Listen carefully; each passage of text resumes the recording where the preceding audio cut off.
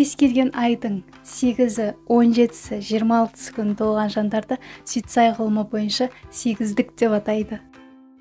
Әрбір жасаған істің алды мен соңын міндетті түрде ойлайсыздар. Сондықтан да сіздер результативный адамдардың қатарына жатасыздар. Яғни результатқа фокус қоясыздар. Өте ақылды жандар. Бұл кісілерді ақыл беру орталығының басшысы деуге болады. Бұл кісілердің ақылы расымен тыңдауға лайықты. Құлақтарыңыздар. Негізі сегіздіктер жұмыс жасап жатқанда оларға кедергі келтіруші болмаңыз.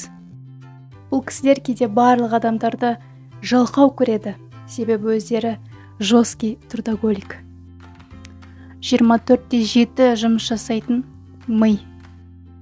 Әрине, өзінің ісін ешкімге табыстай алмайды. Сегіздіктердің қыр-сыры жетерлік. Тағы да өзіңіз жайлы білгіңіз келе ме? Онда міндетті түрде арнама тіркеліп, осы эфирге үліпіл басып, пікір жазып, содан кейін ең соңында шығып тұрған 4 видеоның барлығын қарап шығыңыздар.